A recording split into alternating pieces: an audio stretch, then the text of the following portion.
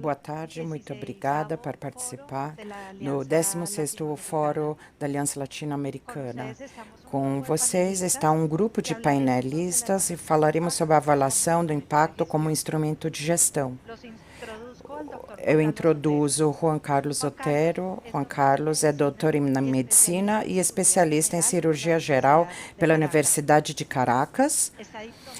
É formado em boas práticas clínicas e Comitê Ética da Universidade de Harvard. Foi diretor-geral do Tranking Medical Systems no setor sem fundo lucrativo e coordenador geral da Saúde e Família em Caracas e de Evaluare da Itália. Tem uma longa trajetória de pesquisa científica médica, com muitas publicações internacionais e assistência em congressos internacionais. Através dos seus projetos, é referente de transtornos de estresse pós-traumático e é consultor sênior e contribuiu muito na elaboração da matriz de indicadores para os projetos de atendimento jovens, crianças e projetos médicos. Com vocês, o Dr. Juan Carlos Otero. Muito obrigada pelo convite no fórum. Agradeço a Sandra pela minha apresentação. Eu trabalho num centro de estudos de impactos sociais, presto consultoria com base com base em projetos. Agora vou compartilhar minha tela para falar dos impactos sociais. Desde o começo desse século, falamos sobre a avaliação de impacto, especialmente em projetos e a importância do setor social. De fato, a avaliação de impacto tem a ver com o setor social, especialmente com a colaboração internacional, fundação internacional e, infelizmente, para alguns, parece que é uma coisa muito complexa. O som está pipocando.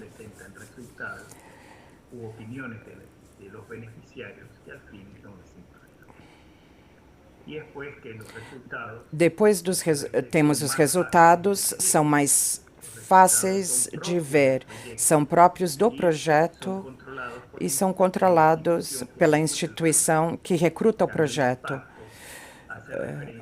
Faz referência aos beneficiários que estão fora do projeto e mede como esses incorporaram na sua vida esses resultados que são apresentados e fazem parte do projeto.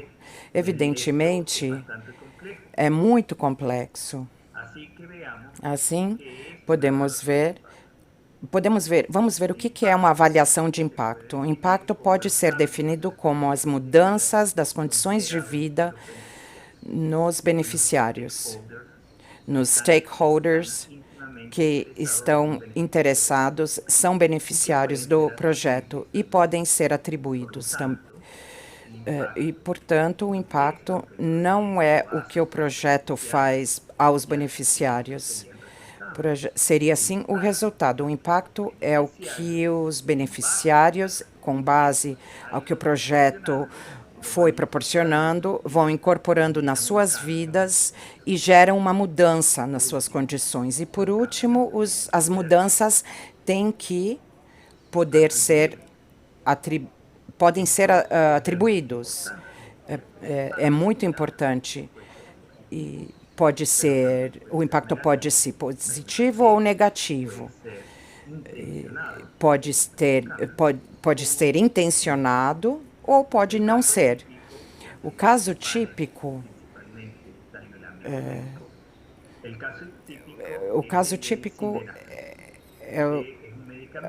é um medicamento, Sindicatin, que pode ser usado para a hipertensão.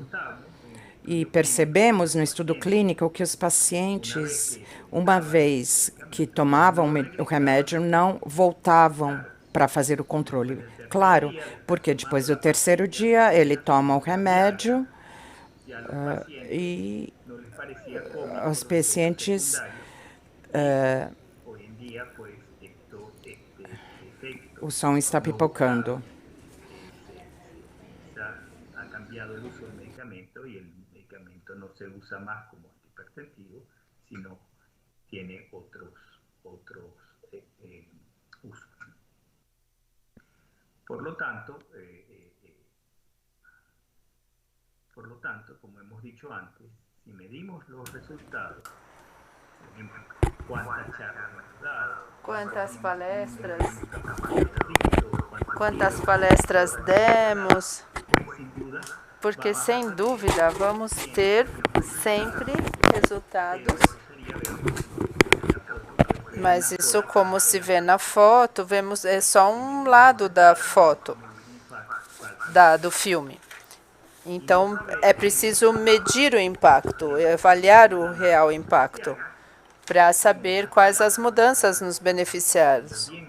Então, na verdade, precisamos saber se estamos usando bem nossos recursos. Por exemplo, uma instituição doou 5.000 computadores para jovens com acesso à internet.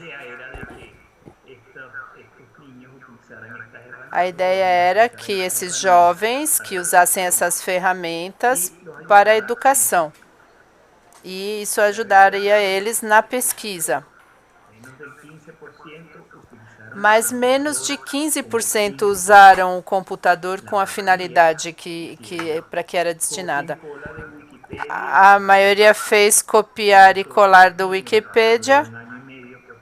Então, e eles acabaram se viciando em jogos, redes sociais. Os jovens passaram mais de 4 horas por dia no computador. Então, o jogo cria endorfinas e acaba viciando. Todos baixaram seu rendimento escolar, ficaram mais sedentários, menos sociáveis, mais obesos, e piorou a relação familiar. Então, diminuíram sua condição de vida. E esse é um bom exemplo para ver se temos bom resultado, mas um impacto no final negativo. Portanto, para resumir, definiremos impacto como as mudanças nas condições de vida experimentadas pelos beneficiários, que estão direta ou indiretamente relacionados e podem ser atribuídos a uma atividade ou projeto. E essas mudanças, portanto, podem ser positivas, negativas, intencionadas ou não.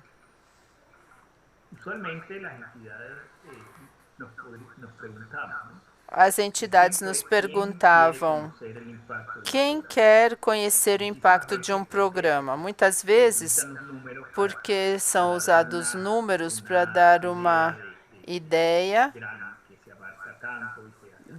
do que se faz, de tanto que se faz, que tanto se abarca. Mas, na verdade, nós perguntávamos quem queria saber o impacto. São as entidades financiadoras em geral. Para saber se o seu dinheiro teve uma mudança desejada e para poder medir o benefício social. Mas as juntas diretivas e os órgãos do governo solicitam também para poder melhorar os projetos que as instituições realizam. E também se os resultados de avaliação de impacto foram positivos. Então, como fazer, então, uma avaliação de impacto? A primeira coisa é considerar o universo, ou seja, a amostra, o número de beneficiados, e ver se fazem parte de um grupo homogêneo, se são muito heterogêneos, e se forem, nós fazemos grupos, agrupamos em subgrupos para que sejam o mais homogêneos possíveis e possam representar o grupo de beneficiários nesse momento. Uma vez estabelecido o número de grupos de beneficiados, nós vamos determinar o tamanho da amostra para que essa amostra seja representativa. É importante saber que os estudos de avaliação de impactos são prospectivos. De forma alguma serão retrospectivos. Então, prospectivos, avaliando a linha basal antes de começar, desenvolvendo durante e depois de finalizado o projeto. Portanto, é importante ter uma seleção do grupo e nós consideramos que essa seleção deve ter critérios mínimos, nível de confiança de 95% e um erro de amostra de 5%. Uma vez determinada a amostra, feita a seleção, aliás, diz ele, uma vez determinada a amostra, vamos selecionar os jovens, os beneficiários, e vamos fazer essa seleção de maneira aleatória. Nós mediremos a evolução do projeto. Agora, para atribuir as mudanças, precisamos de um grupo de controle e este tem que ter as mesmas características do grupo projeto, porém, sem ter sido influenciado direta nem indiretamente pelo projeto, ou seja, que não seja tocado pelo projeto. E também faremos a seleção de maneira aleatória. Uma vez que se identifique a amostra, criaremos um conjunto de indicadores que medirão todas as mudanças nos beneficiários, ou seja, que nos deem um enfoque de 360 graus. Isso é fundamental para poder medir as mudanças previstos ou intencionados pelo projeto. Para escolher esse conjunto de indicadores, é preciso analisar as características da população e quais os indicadores que caracterizam atualmente. Então, pode ser considerada a idade, extrato social, nível cultural, o estágio, o projeto de educação particular, ou seja, dependendo do sistema de educação de cada país, de forma que possamos adequar os indicadores às características dos beneficiários. Então, seja qual for o conjunto de indicadores, sempre terá que cobrir todos os aspectos da realidade dos beneficiários. Para poder medir, é preciso usar cifras no quantitativo e também para os aspectos que são qualitativos. E para isso usamos escalas, de 0 a 100 em geral, e movemos-nos numa área de percentis. E vamos usar valores absolutos e não relativos. Isso vai nos permitir trabalhar com dados objetivos e não só opiniões. A confiabilidade dos dados coletados para avaliação de impacto é um fator decisivo para poder obter resultados válidos. Por essa razão, é fundamental que os dados tenham o maior grau de objetividade possível e que não sejam influenciados por um entusiasmo do momento, por algo passageiro. Então, quando forem individuados os indicadores, haverá um questionário que será calibrado e avaliado.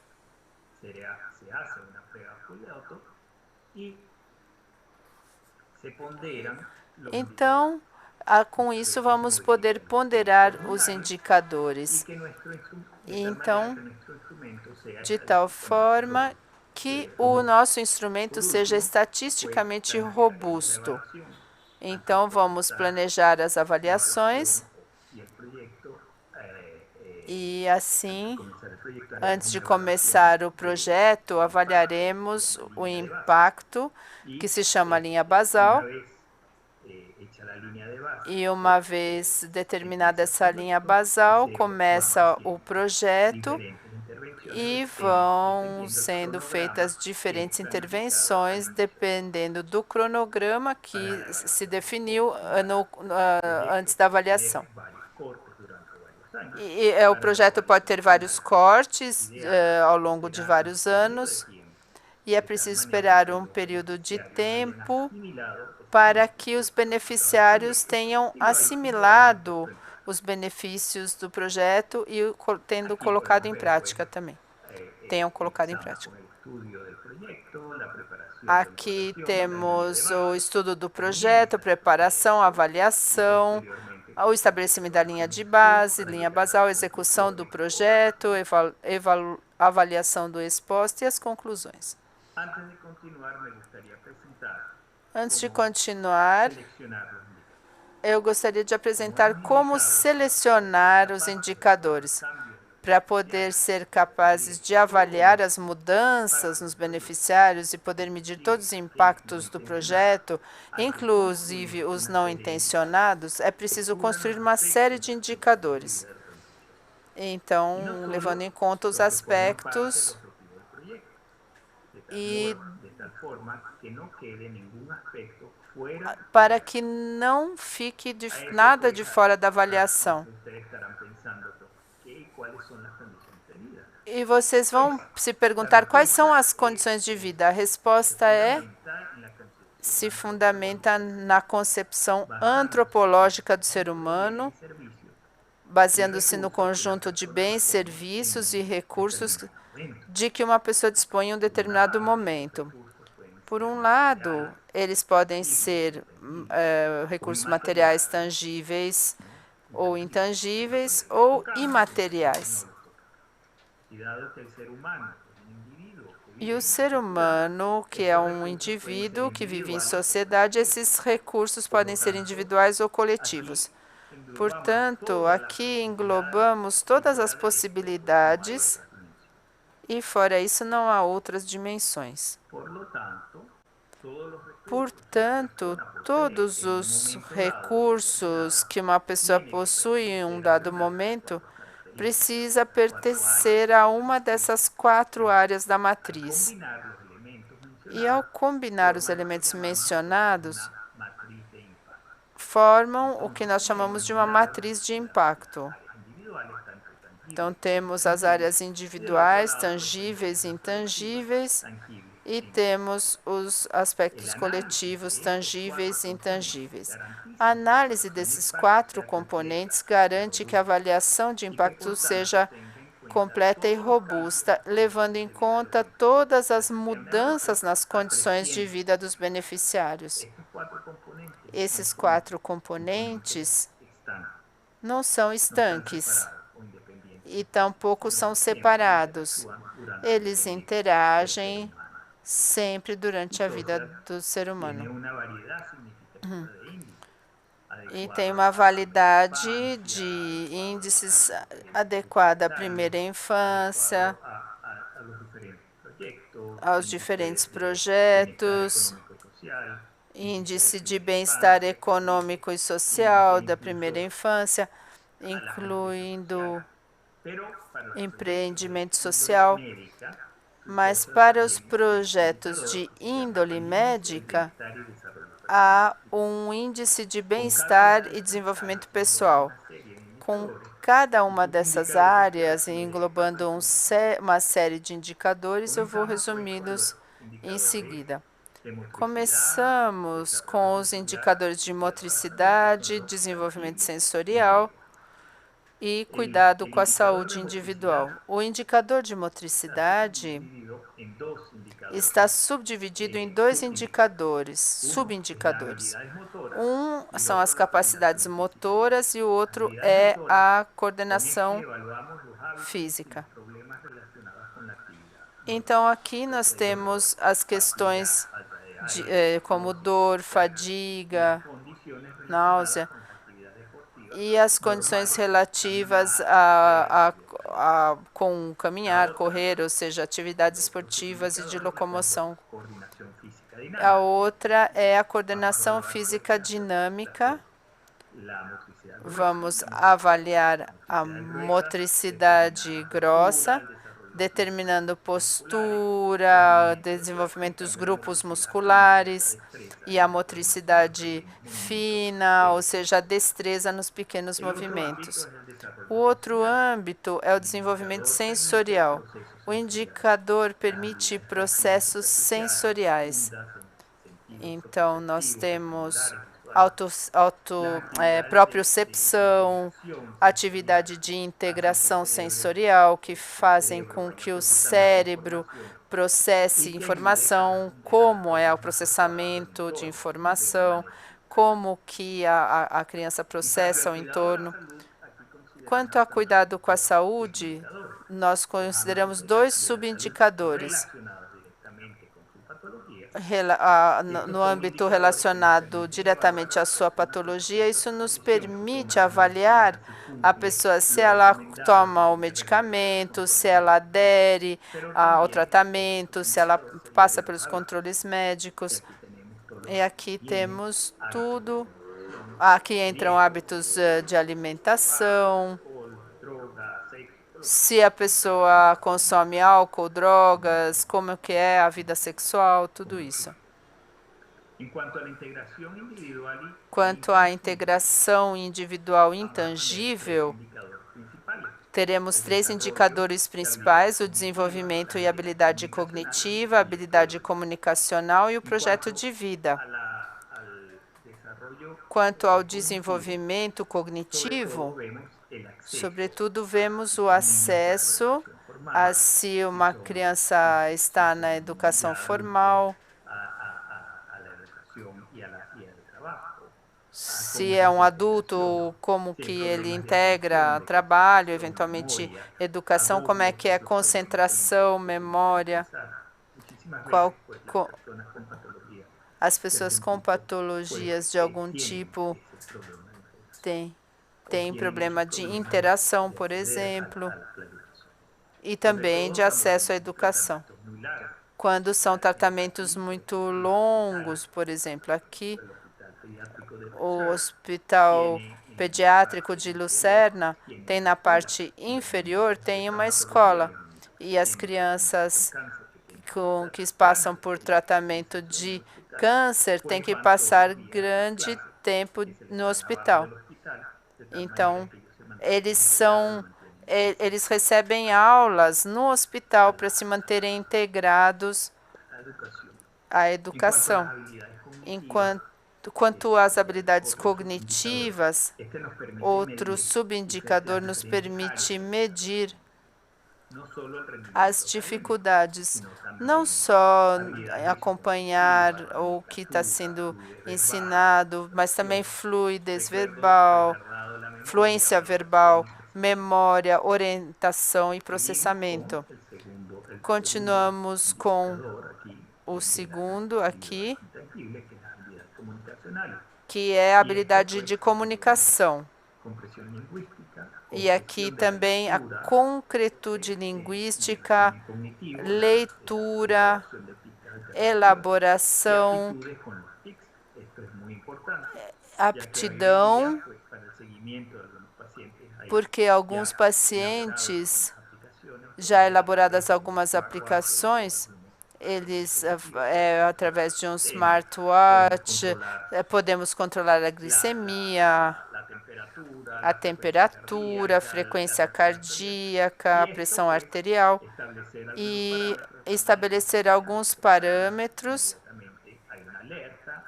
Há um alerta à enfermeira e assim a enfermeira pode criar um vínculo com o paciente e tratá-lo remotamente. O outro aspecto pode ser o de projeto de vida.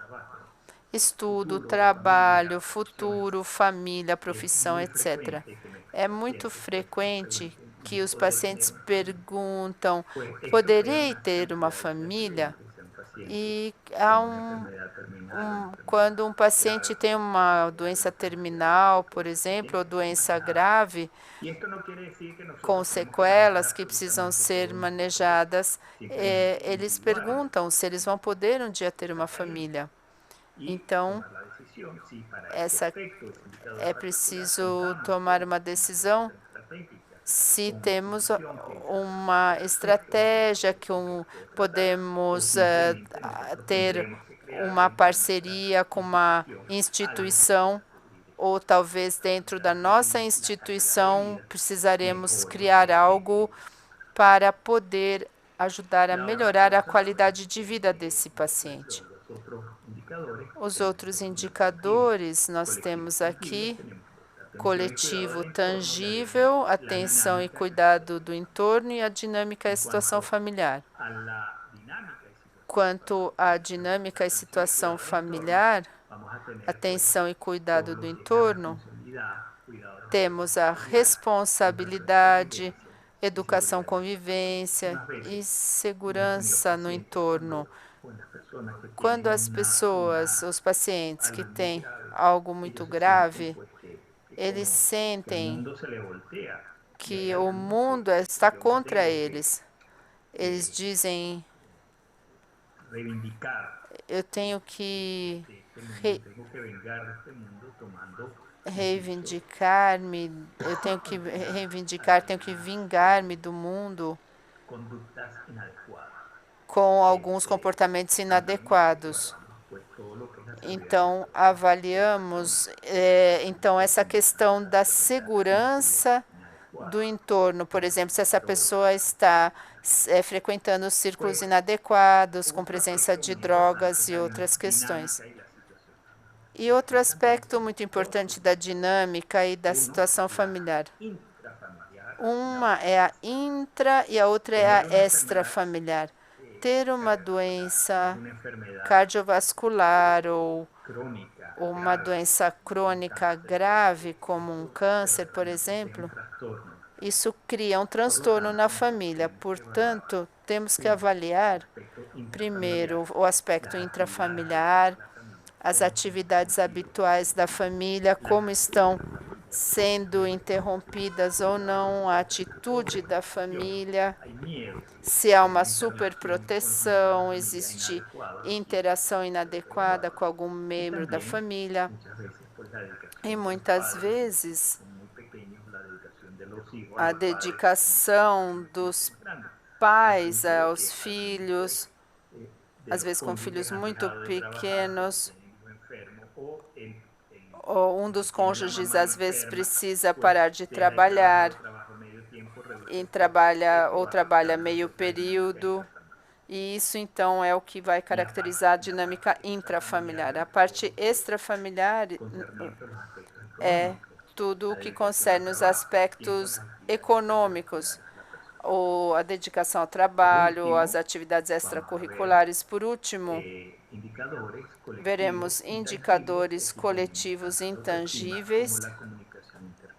E aqui temos a questão da autoestima e a comunicação interpessoal. A autoestima tem a ver com aceitação, a aparência física, a influência do entorno, as suas questões, suas fobias. E, por último, na comunicação interpessoal, aqui é tudo que tem a ver com a relação interpessoal em seu entorno social, que não é a família, são amigos, companheiros, então é o comportamento com relação a eles.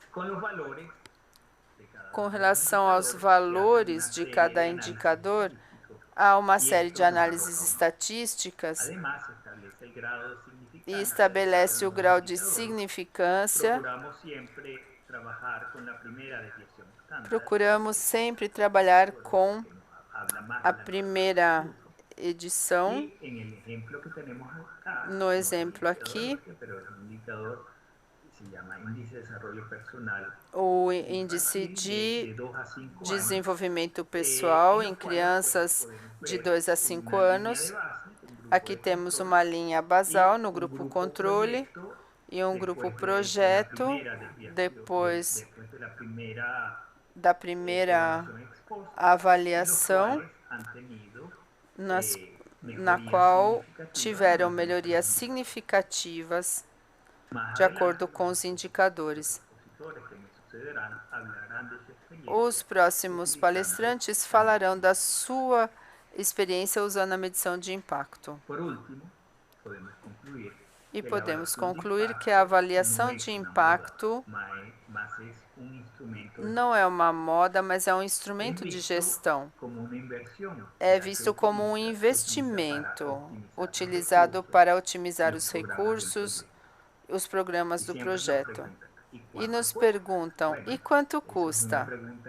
Essa é uma pergunta que eu, infelizmente, não poderei dizer agora, mas o custo dependerá de 3 fatores. Um é o modelo da avaliação, o tamanho da população, então um grupo de 100 ou um grupo versus um grupo de 2.000 vai fazer diferença. E o tamanho da amostra é indispensável e também a dispersão da população, ou seja, fazer com que os pacientes que vêm até o consultório, então, para que eles não tenham que ficar indo para lugares longe. Então, primeiro, os recrutados não medem impacto, mas para medir o impacto é preciso cobrir todos os aspectos em 360 graus da vida do paciente. E o que não se mede, dificilmente se consegue melhorar. Porque o importante é fazer o bem, mas fazê-lo bem. Muito obrigada. Em seguida,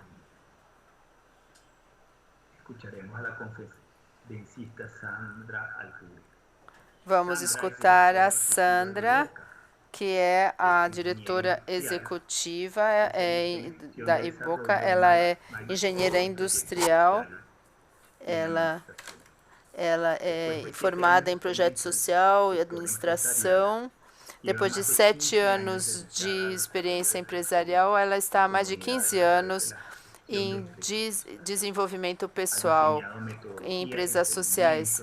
Ela está desenhando empreendimentos e ela tem um projeto de formação para crianças e adultos. Ela vai nos contar sobre sua experiência em Ivoca. Muito obrigado por sua apresentação. O melhor é contar um pouco a história da Ivoca e como, a partir da avaliação de impacto, é uma ferramenta de gestão, nos ajudou desde o início a perfilar o que é a entidade Ivoca. Em 2011, consciente da problemática que causa a deserção escolar na Colômbia, decidi criar um modelo de intervenção a crianças. Na Colômbia, 37% dos meninos que entram no sistema de educação, eles começam no primário. Os que não estão os que não estão no sistema educativo, eles são das ruas, e é um problema muito grande. Ele corre todos os riscos de cair na prostituição, no tráfico de drogas, que é tanto quanto normal em nossos países. E eu quis combater isso. Para isso, eu consegui um grupo de universitários como voluntários e os formei em uma metodologia de formação de formadores para lidar com essas crianças vulneráveis e dar reforço acadêmico e formação em valores, pensando que isso poderia ajudar a prevenção da deserção escolar. Portanto, mas, apesar que víamos que as crianças estavam felizes, se divertiam, aprendiam, isso pensávamos. A inversão de impacto não tinha impacto, não causava impacto. As crianças, quando iam ao colégio, em horários normais, eles estavam desmotivados, não queriam ir ao colégio. Eles faltavam 20% de falta de assistência. tinha muitos relatórios de violência dentro das escolas. Todas essas informações seria a evolução do impacto. Sendo assim, não podíamos continuar investindo dinheiro dos doadores em um programa que não gerava mudanças de vida. Com a avaliação de impacto, aprendemos muito sobre a problemática da criança e percebemos que o modelo que eles imitavam era os mesmos jovens da sua escola que estavam no colegial. Então, quisemos estudar quem eram esses jovens, caracterizá-los, e encontramos isso, que são jovens carentes de responsabilidade, que são voláteis, não têm estabilidade, que seus ideais é ganhar dinheiro fácil, mesmo que implique atividades ilícitas. E esses jovens eram os modelos das nossas crianças. Se nós não corrigíssemos esse modelo, não conseguiríamos fazer nada com essas crianças. Tivemos a tarefa de caracterizar melhor as crianças e entendemos sua problemática, que é intrafamiliar, sua problemática dentro do colégio. 20% das crianças são vítimas de bullying, que é um bullying que é grave, que é o desenvolvimento acadêmico depende dos maiores e a maioria são filhos de mães que chegaram até a quinta série. Seu nível acadêmico é baixo. A criança não evolui muito. Com todas essas informações, decidimos criar um modelo que desse solução a dois problemas. Forma jovens da oitava série e eles amadrinham crianças da primeira, segunda, terceira primária do mesmo sistema educativo. E assim os jovens se transformam em mentores das crianças, eles fazem o reforço acadêmico e ensinam as virtudes, e isso está fazendo com que diminua totalmente o bullying, que aumente o interesse pelo sistema acadêmico, que o jovem se sinta responsável pela criança, que a criança tenha um modelo positivo e, finalmente, se gera, nesse círculo virtuoso, se gera instituição educativa. Quando fizemos a medição de impacto novamente, percebemos que realmente estávamos mudando a vida, não só das crianças, que era o nosso interesse inicial, mas também dos jovens. E, finalmente, da toda a instituição educativa também. O bonito dessa metodologia que é usada é que a mesma equipe da fundação que faz o levantamento da informação e fazendo esse levantamento, ele aprofunda no conhecimento do beneficiário aspectos que o teu objetivo não leva em consideração, porque como fundação você busca alguns casos e você começa a lidar com elas, e com esse conhecimento você percebe de outras problemáticas que você deve gerar projetos para fazer uma integração integral no beneficiário. Em nosso caso concreto, percebemos, por exemplo, da importância dos pais, das famílias, envolvê-los na formação das crianças, nessa formação de virtudes, porque, lógico, a criança está aprendendo a ser sincero, por exemplo, mas logo percebe que em casa tem mentira. Então, lógico, para a criança se torna uma vida dupla e ele fica perdido. Então, como nós começamos a envolver os pais da criança e sabíamos que tínhamos que fazer isso para apoiar o crescimento da criança. Então, nesse sentido, a metodologia de Sui Social nos ajudou a conhecer mais profundamente ao nosso beneficiário. Em caso dos jovens, nós queremos que eles saiam do colégio e ingressem no sistema universitário. Por outro lado, embora eles quisessem, isso não acontecia, não na proporção que queríamos. Percebemos que a família não os apoiava, que a família estava esperando que saíssem da escola para começar a levar dinheiro para casa. Conhecendo essa situação, graças à metodologia do Sui Social, pudemos gerar um vínculo com as famílias dos jovens, de tal maneira que abríssemos o caminho em direção ao estudo e trabalho simultaneamente desses jovens. Nesse tempo, desde 2014, beneficiamos mais de 5.600 jovens e crianças dispersos em 11 colégios.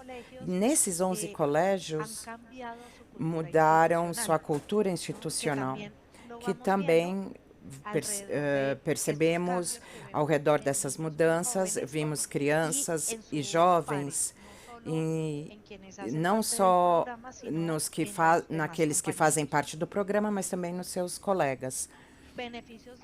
Benefícios do modelo, eu posso contar, mas se eu não tiver quem me mostre esses benefícios, avalie esses benefícios, é como a mãe fala das crianças, que sempre são perfeitos.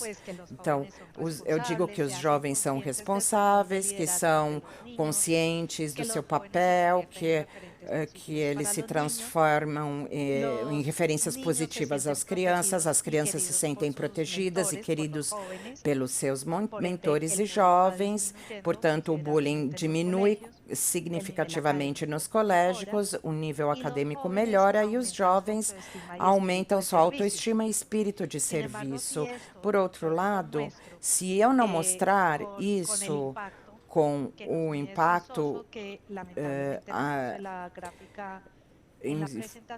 infelizmente eu não pude mostrar o gráfico, isso então não quer dizer nada. Quando eu mostro o gráfico que a Sui Social me dá ao analisar o impacto, posso falar com empresários, com comunidades internacionais, com o governo, e eles percebem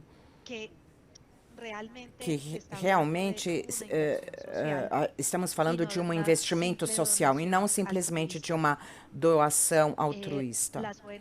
As ONGs e as fundações no mundo empresarial foram vistos sempre como entidades altruístas que fazem coisa bonita, mas na hora da verdade não sabemos se isso está mudando o mundo ou não.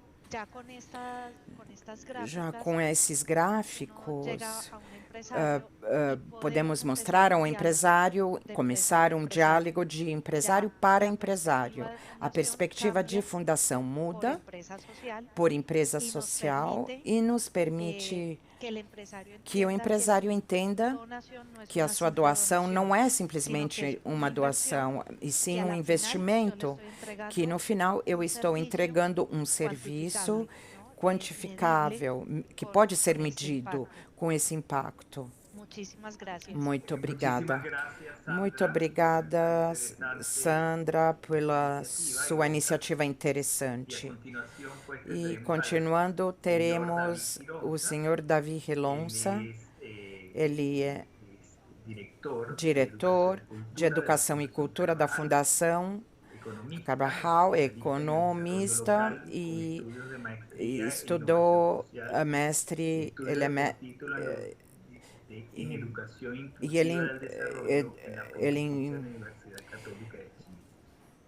estudou, ele tem mais de 20 anos de experiência de inovação, de programa Impacto Social, a nível regional, nacional, e ele tem uma alta incidência nas políticas públicas, principalmente no setor educacional. Como disse antes, ele desempenha como diretor executivo uma organização Carbajal, com mais de 60 anos, intervindo no desenvolvimento das comunidades mais vulneráveis na Colômbia. Ele vai falar sobre o programa Saber, que nasceu, é um projeto piloto com mais de 400 crianças, e depois da avaliação ele conseguiu desenvolver o projeto nas mãos no poder público e impactou mais de 500.000 crianças e mais de 8.000 mães comunitárias. Agora passo a palavra a Davi Quironza. Muito obrigada. Muito obrigada, Juan, pela sua introdução. Faço parte da equipe de trabalho da Fundação Carbajal, que tem uma trajetória de 60 anos, como Juan disse. É uma fundação que nasce de uma família empresária colombiana que decidiu doar 23,5% do seu patrimônio para garantir a autonomia e sustentabilidade desse investimento social. É uma doação doada em vida. Trabalhamos numa região em Colômbia, que é o Pacífico colombiano, inclui a região del Valle, El Cauca, e desenvolvemos lá programas para reduzir a pobreza na Colômbia.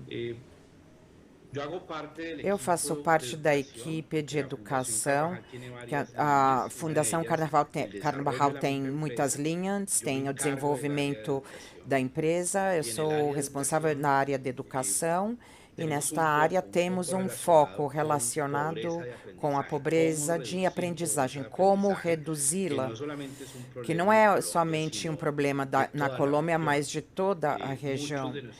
Muitas das nossas crianças estão chegando aos 11 anos sem ler e escrever, e muitos dos seus problemas têm uma carência e tem a ver com a vida que elas têm nos seus primeiros anos, de 0 a 5 anos. Por isso, na Fundação Carbajal, decidimos investir na primeira infância.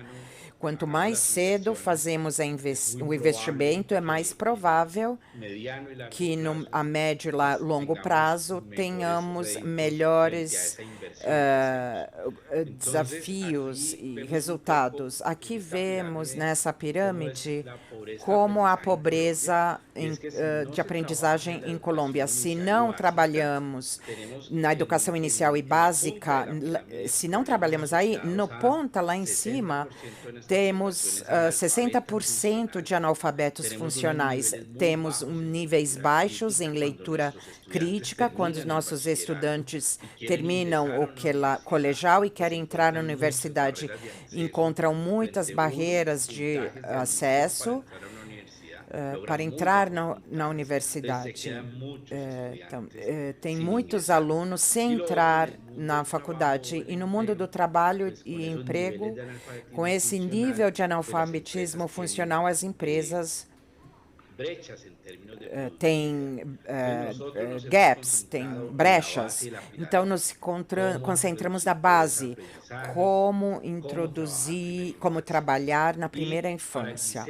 E para esse desenho, na Fundação Carbajal, o mais importante foi como trabalhar com base na evidência para desenvolver esse tipo de iniciativa. Porque para nós é importante avaliar impacto.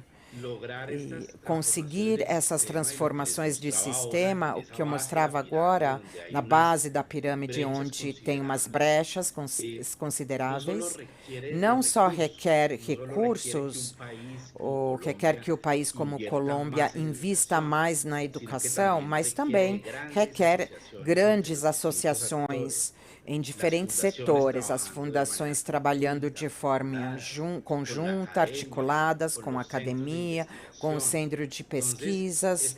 Então, essa forma como estamos trabalhando no setor social, nas fundações, estamos vendo a transformação numa velocidade que é necessário.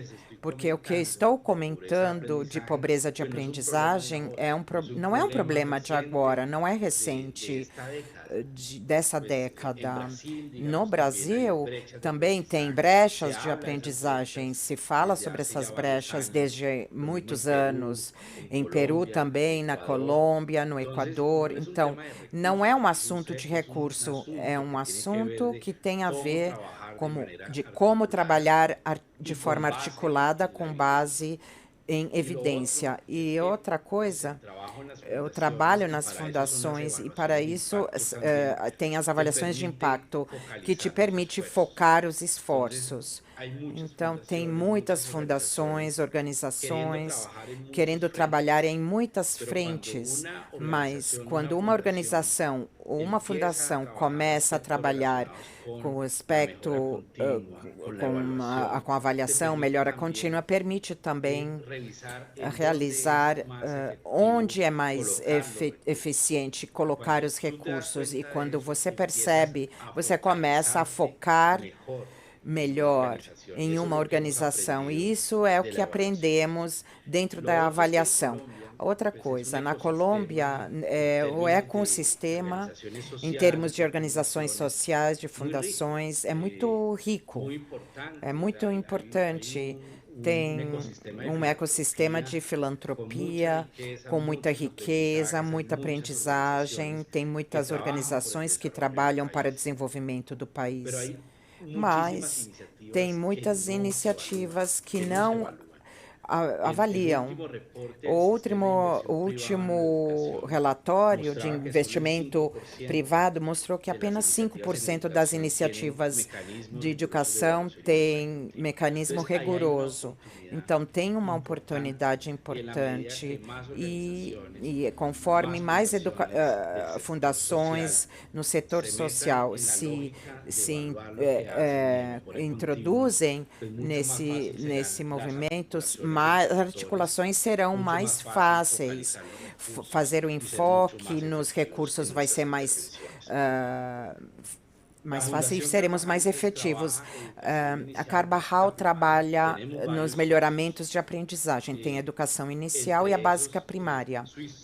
E tem o Swiss Social, é um centro que tem sensores e nos permitiu avaliar nossas intervenções, não só na infância, mas também nas famílias que geram dinheiro através da microempresa.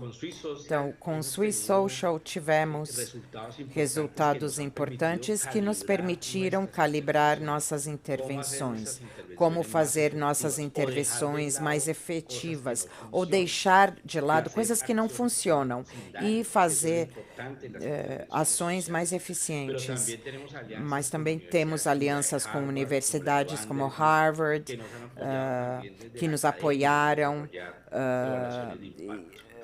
e nos ajudaram a fazer avaliação de impacto. Nos concentramos na educação inicial e na primeira série. Agora, eu vou falar agora da educação inicial. Temos um programa na primeira infância e esse programa, o que ele faz permite avançar em áreas comunitárias, agentes educativos ou na região da América Latina, ou seja, as professoras de pré-escola nos primeiros anos de vida, e temos professoras que fizeram seu trabalho muito empiricamente durante muitos anos, com pouca formação, e E para os estudos latino-americanos, nos disseram que o professor faz a diferença na aula.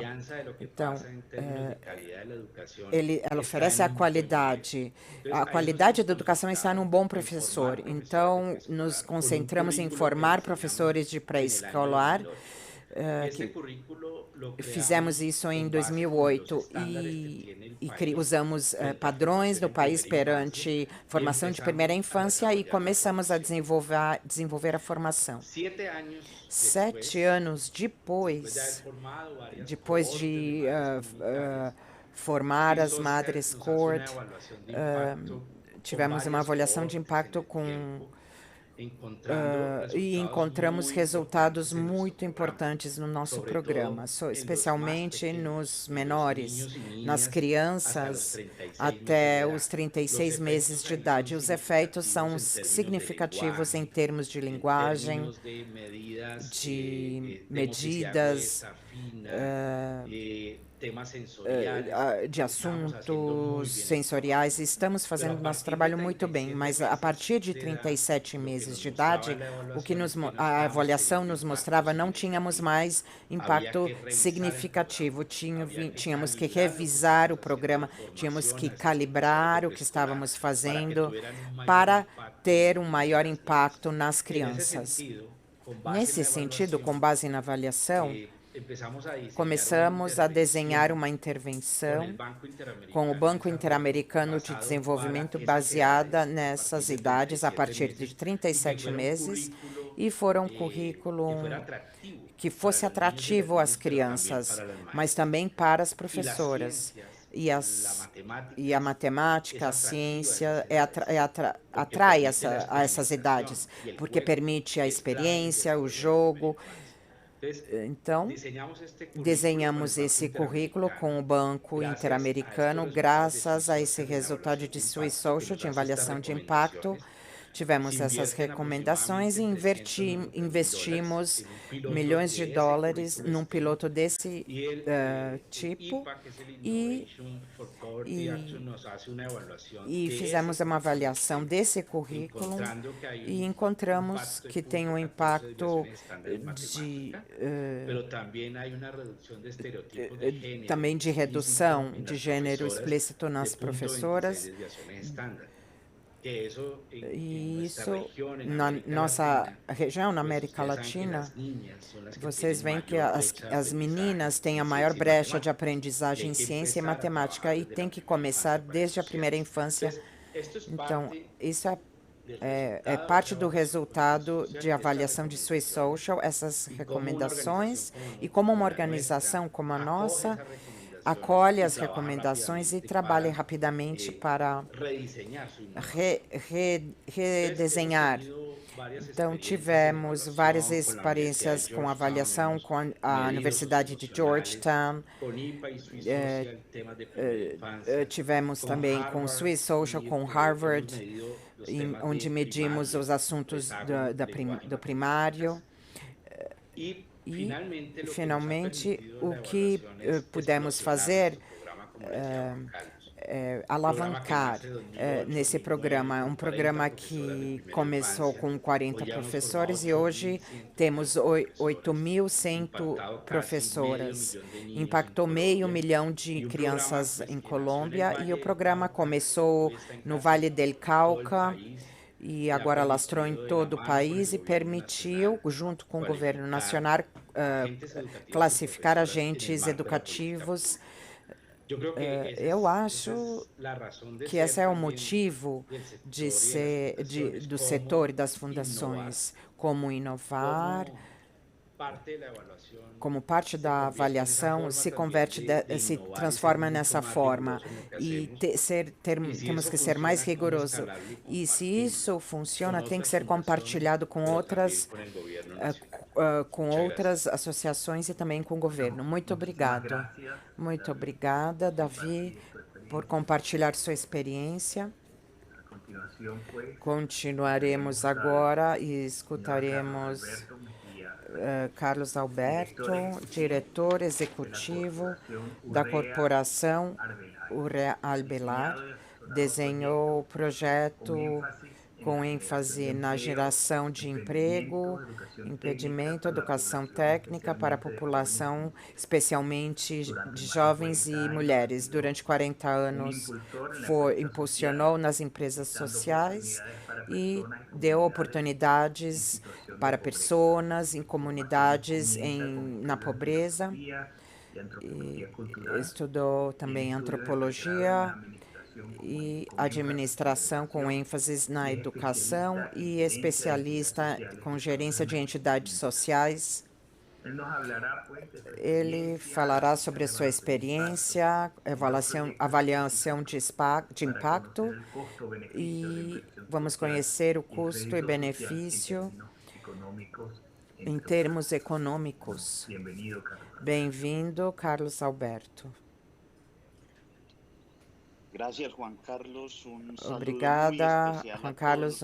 Uma saudação especial a todos os participantes do fórum. E, como você dizia, dirijo uma fundação de caráter familiar. A corporação é uma família empresária dedicada, muito empenhada na América Latina. Aliança com essa empresa, desenvolvemos alguns dos projetos com outras instituições colombianas, entre elas Fundação Carvajal, que nos acompanha hoje, o Davi. Quero expressar, desde minha experiência, o que significou para nós a avaliação de impacto, especialmente a relação com Swiss Social. O primeiro exercício que fizemos foi com uma senhora, uma microempresária, que fazem venda por catálogo de produto da empresa Leonis. Essa experiência quisemos levar a todos os departamentos de Colômbia, onde elas têm presença na parte comercial. E lá fizemos um levantamento de pesquisas com mais de 1.500 mulheres empresárias. O projeto denominamos DEMIN, Desenvolvimento Integral de Mulheres Empreendedoras. E o executamos durante 4 anos, a partir de diferentes partes, onde participaram mais de 600 mulheres. Para nós, por que foi importante trabalhar com o Swiss Social? Porque fazíamos pesquisa a nível mundial quais eram as metodologias que estavam sendo utilizadas do ponto de vista social para medir o impacto dos programas. E encontramos que muitas delas, para elas, era muito interessante, elas tinham pouca prática. E o que encontramos em Swiss Social? Além da rigorosidade científica e acadêmica, encontramos a praticidade da metodologia. Juan Carlos, no início, nos apresentou os indicadores de uma das metodologias que a Swiss Social tem. E é muito pertinente para vocês nesse fórum, porque tem muito a ver com a saúde. Então, nós temos o Índice de Bem-Estar Econômico e Social. Então, no mesmo esquema que explicou Juan Carlos, nos indicadores tangíveis e intangíveis, encontramos 9 indicadores muito pertinentes, cuja indicação é levantada de acordo com o entorno onde os beneficiários estão.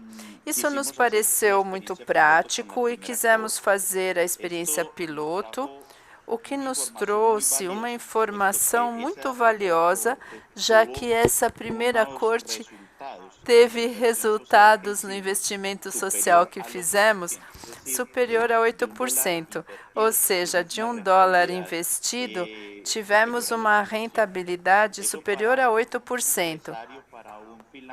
Para um filantropo, para um doador, é muito interessante, porque objetivamente pudemos mostrar qual era o impacto nesse investimento social a partir do ponto de vista econômico. Então, tivemos 7 cortes posteriores durante 4 anos e o projeto foi totalmente bem-sucedido. Tivemos rentabilidades superiores a 9,5 nas últimas.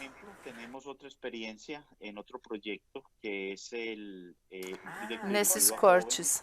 E agora temos outra experiência com jovens em área rural e que estão se formando em aspectos agrários e do ponto de vista tecnológico. Então, os entornos são diferentes ao meio urbano, estamos falando do meio rural. Igualmente, os indicadores que a Swiss Social nos passou foram todos aplicados no nosso entorno rural.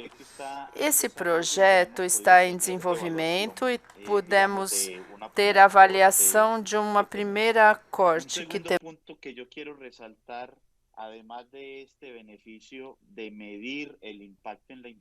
Então, aqui também para medir o impacto social é a capacidade instalada que a instituição tem. Se vocês me perguntam por que escolher a metodologia Swiss Social, você não está comprando um produto padronizado, mas sim uma metodologia que pode avaliar a capacidade instalada. Então, esse know-how vai ficar na sua instituição. Isso é muito valoroso. Isso significa uma mudança de mentalidade em quem coordena e aplica o projeto em campo, porque percebe a importância do que Juan Carlos dizia. Um projeto não é medido por resultados, mas sim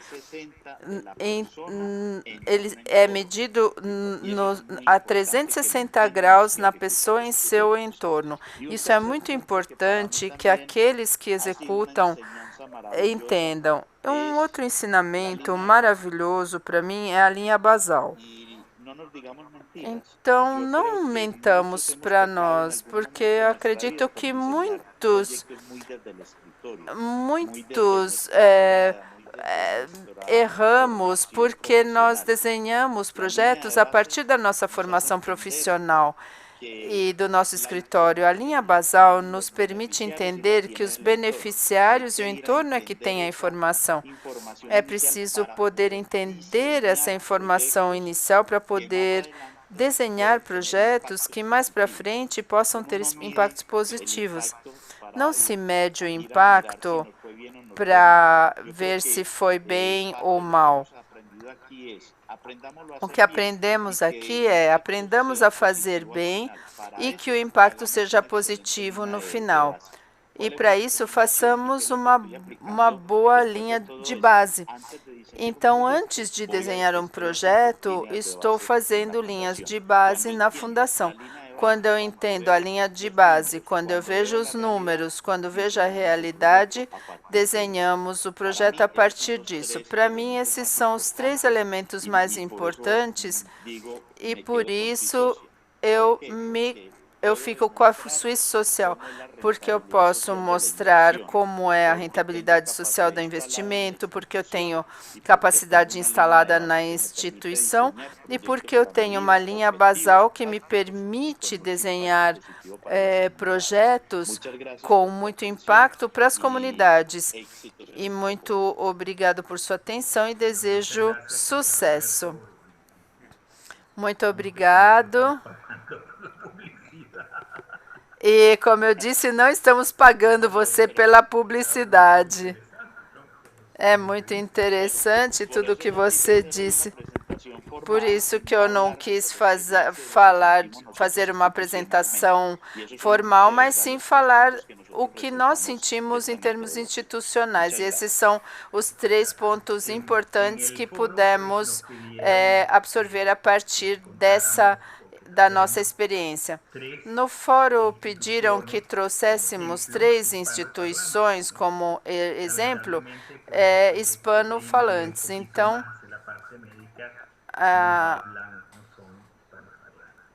infelizmente, aqueles que estão envolvidos com a parte mais médica são instituições da Suíça alemã.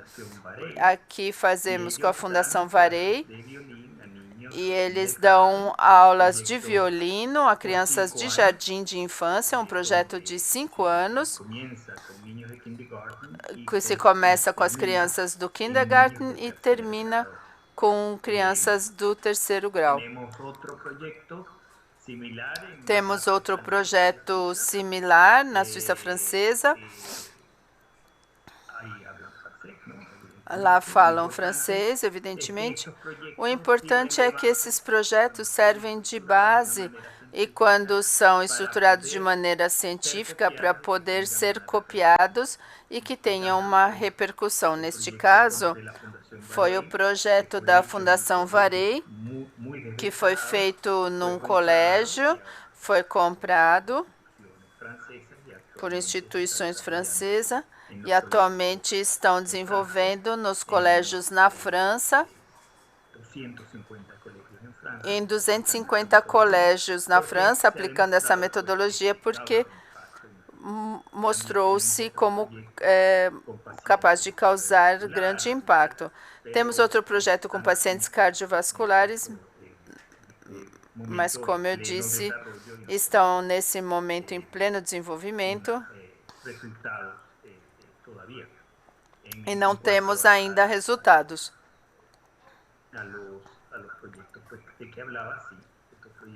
Mas os projetos de que eu falava já sim terminaram ano passado e foram imediatamente comprados, porque estimulam muito um investidor ver que o seu projeto realmente muda a vida dos beneficiários e não é uma filantropia porque eu preciso doar. Hoje, as doações vão mais na direção de projetos que verdadeiramente mudam o beneficiário. Muito obrigado a todos, agradeço ao público e esperamos ter perguntas de vocês.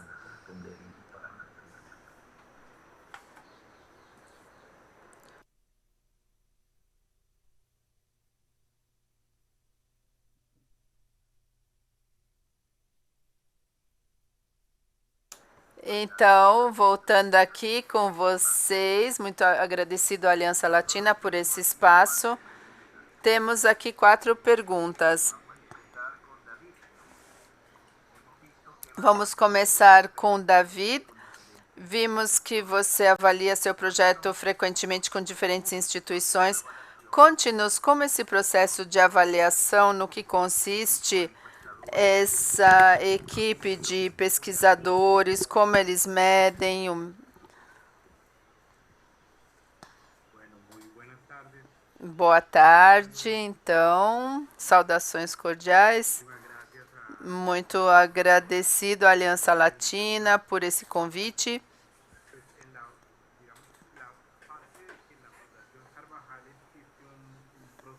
Na Fundação Carbajal existe um processo ou procedimento nesse sistema de avaliação. E, como é uma intervenção social, então faz sentido ter avaliações com relação ao impacto e também a caracterização da linha basal. Mas sempre se considera nos projetos os aspectos relacionados à avaliação. Digamos que isso é um procedimento, há uma área encarregada dos temas de avaliação, de gerenciar a avaliação, mas não de fazê-la. Preferimos fazê-lo com pesquisadores externos, mas dentro da fundação existe uma área que lidera esse processo. As pessoas que desenvolvem o trabalho de campo, o levantamento de informação, em geral trabalham com essas organizações externas, como o caso da Swiss Social, ou a Universidade de Harvard também. Swiss Social define quais os critérios ou perfis desse aplicador, da pesquisa, e fazem o treinamento de como se deve coletar a informação em campo, faz a auditoria da informação coletada pelos pesquisadores E os temas logísticos são liderados a partir do processo da Fundação Carbajal, mas os externos, como a Universidade de Harvard e o Suíço Social, revisam essa informação. Isso permitiu ter capacidades, pessoas capacitadas na Fundação Carbajal.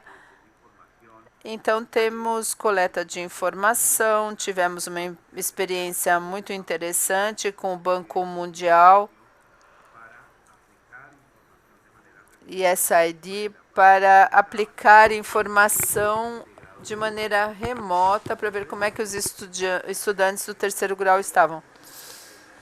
Então, nós temos o Suíço Social como procedimento, nós também nos avaliamos e apoiamos esses terceiros que nos ajudam em programas logísticos. A maioria teve avaliações de impacto com muito rigor, outras estão avançando na direção de ter esse tipo de avaliações.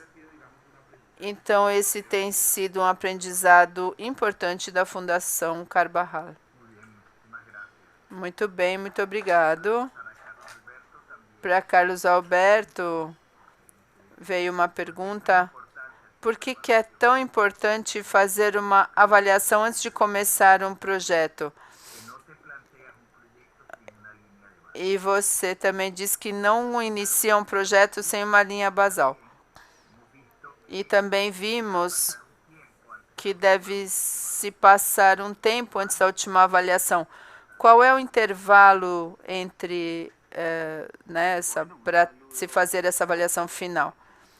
Então, saúdo todos os participantes do fórum e agradeço à Aliança Latina por esse convite. E eu estou na cidade de Medellín, com um clima temperado e um pouco de chuva, na cidade de Medellín. E diante da pergunta que Juan Carlos me faz, vou dar a resposta nos dois sentidos. Primeiro, quanto à linha de base.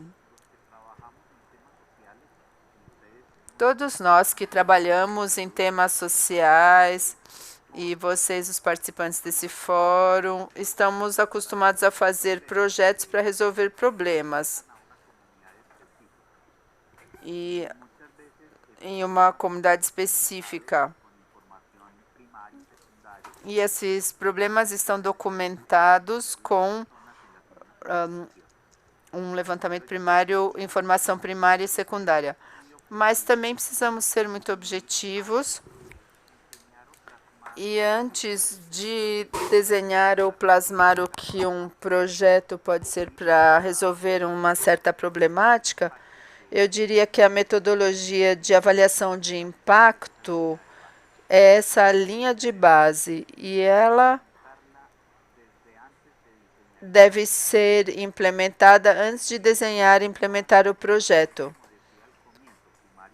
Porque, como eu dizia no começo, ter essa informação primária e secundária, então é importantíssimo ter esse questionário com as perguntas dirigidas com aquilo que nos interessa com relação às comunidades que queremos atender durante o projeto. Isso me ensinou muito e também que em vários projetos essa informação dá a objetividade necessária aos projetos que vamos implementar e dá alertas àquilo que não havíamos considerado no início. Então, hoje, a nossa fundação aborda todos os projetos novos a partir de uma linha de base. Os estrutura a partir dessa linha de base para obter essa informação muito mais precisa com o grupo-alvo. E então desenhamos e redigimos o projeto em todos os seus componentes. Isso me permitiu ter maior certeza no momento da implementação e ter uma melhor resposta buscando o impacto que queremos.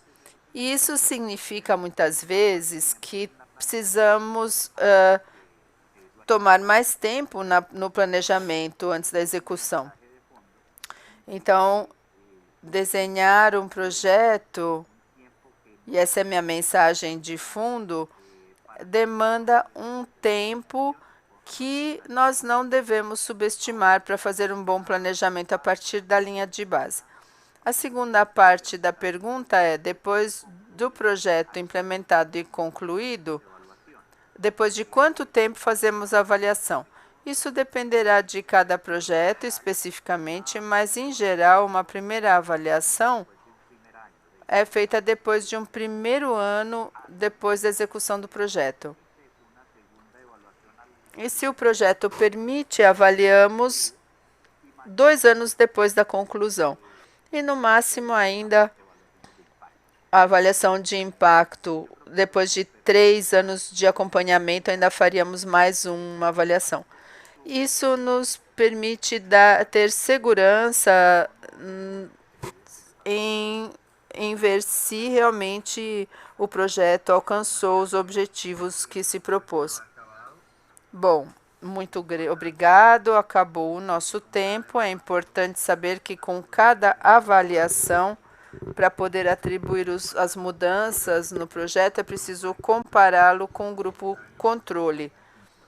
Senão, seria impossível atribuir essas mudanças. Então, muito obrigado de novo, Aliança Latina. Esperamos colaborar com vocês no futuro. E até logo, então. Até logo a todos.